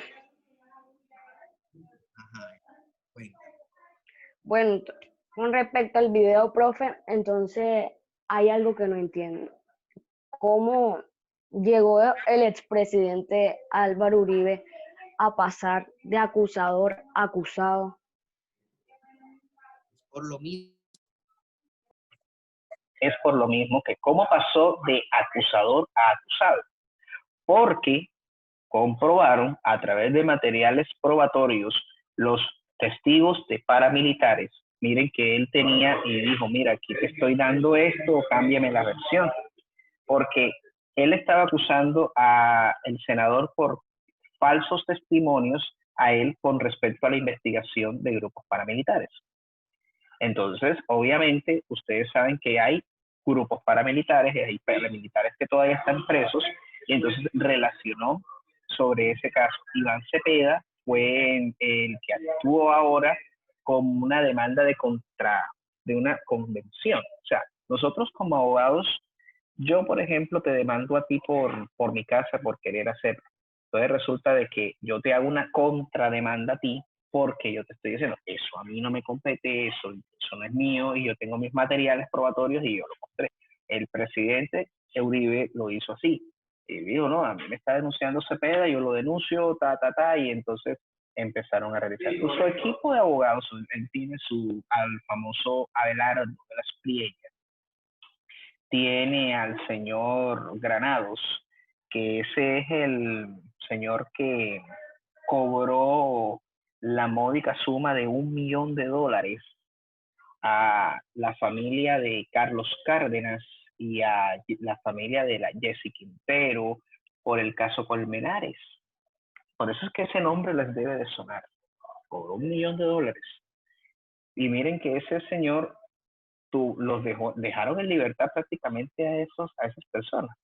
Pero como ustedes saben de que a veces puede llegar a ser que los fallos de las cortes pueden llegar a tipos políticos, cosa que eso para nadie es un secreto, es así. Las cortes están politizadas. Eso es de ahí. Pero como ya hay mucho material probatorio, ya hay muchísimas denuncias, como ustedes saben que ahora la oposición tiene muchísimo, en el sentido, tiene poder, porque el estatuto de oposición establece ciertas tremendas garantías procesales, garantías constitucionales de ellos, que por ejemplo para el uso de espacios de televisión y toda la cuestión, y cuando hay litigios entre opositores, tiene que garantizarse el debido proceso. Pero entonces, como les digo, los factores de grabaciones, porque muchos de esos personajes que son expuestos públicamente, ellos tienen varias líneas telefónicas y su línea principal, obviamente, la intercepta. Esas grabaciones, cuando la Corte Suprema envía a investigación o cuando hay una noticia criminal en tipo penal, la Corte puede ordenar la intervención telefónica del teléfono de cualquier persona.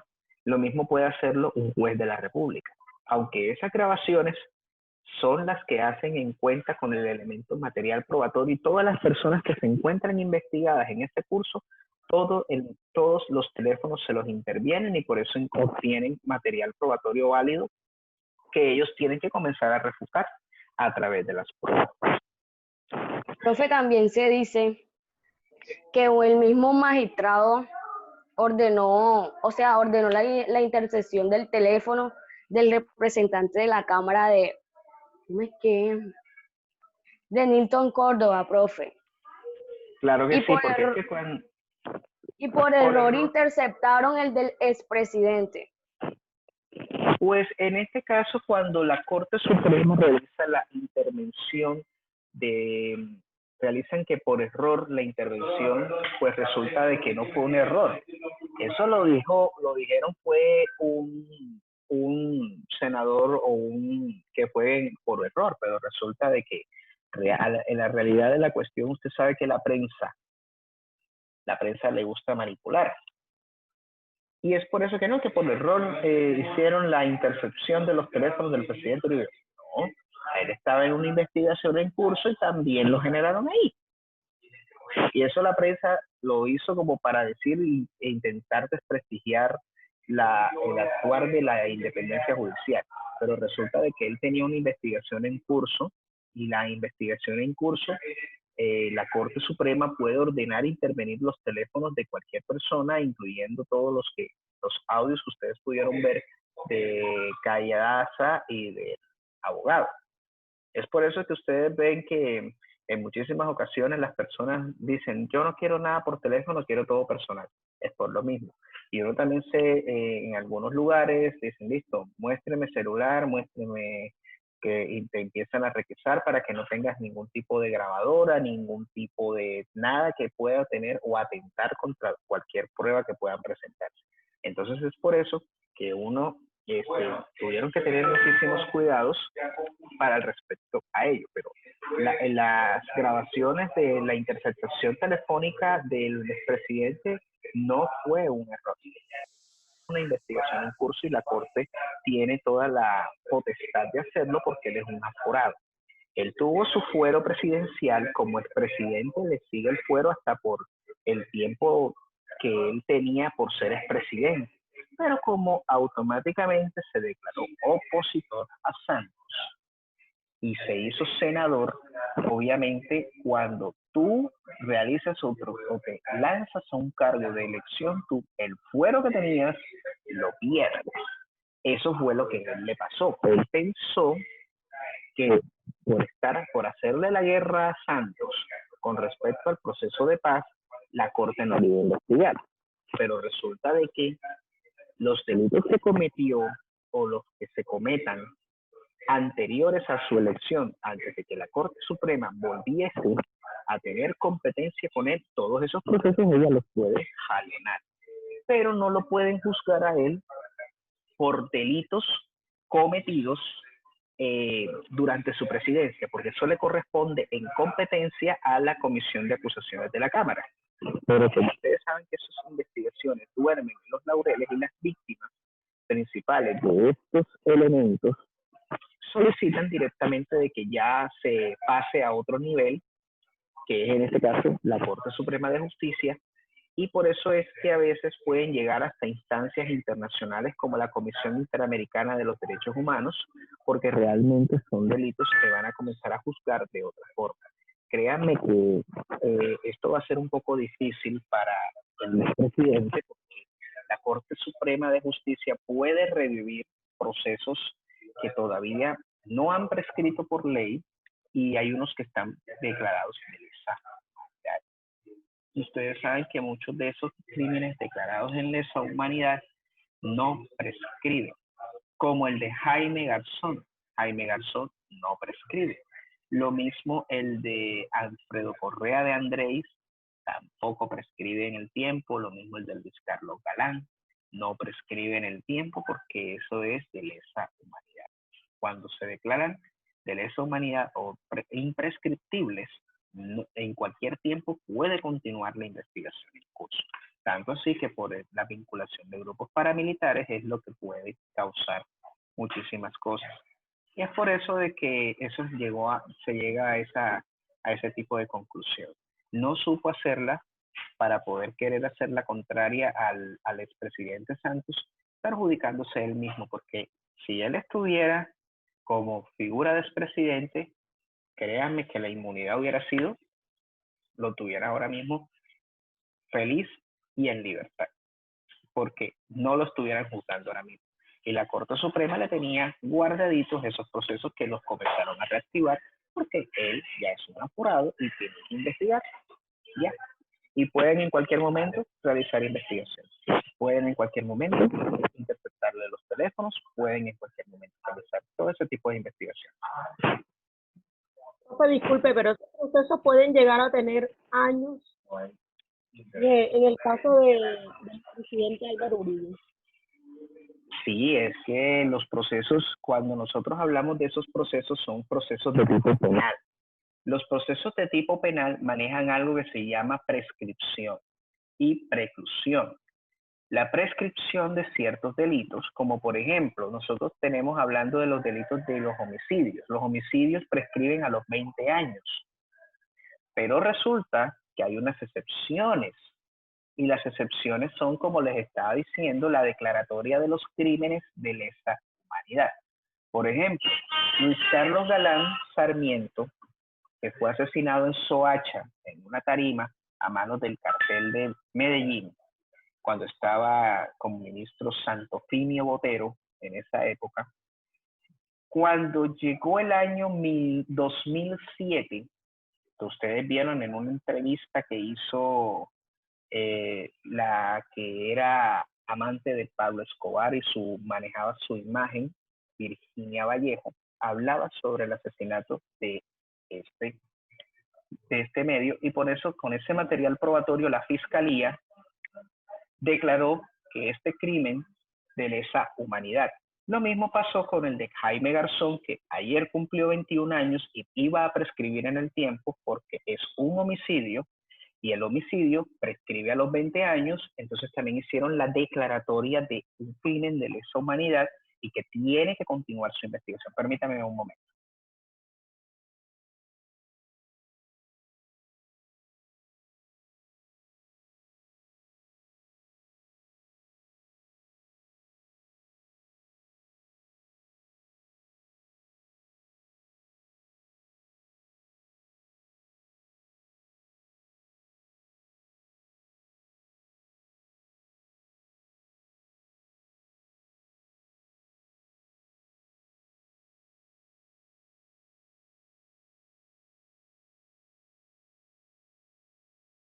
Bueno, listo, entonces muchachos, ¿qué otra? Pues esto ha sido muy interesante, este ejercicio académico. Pues les agradezco mucho estar aquí presentes. Pues los dejo ahora. Cualquier duda, estamos todavía en el debate por WhatsApp y continuamos respondiendo. Este caso es muy interesante, es un poco extenso, pero si quieren lo podemos también comenzar a realizar a partir de la otra semana, otro ratico más, porque ya tengo aquí otra reunión pendiente, entonces quedamos así. Muchísimas gracias por su asistencia. Sería bueno que lo continuáramos. Muy interesante, gracias.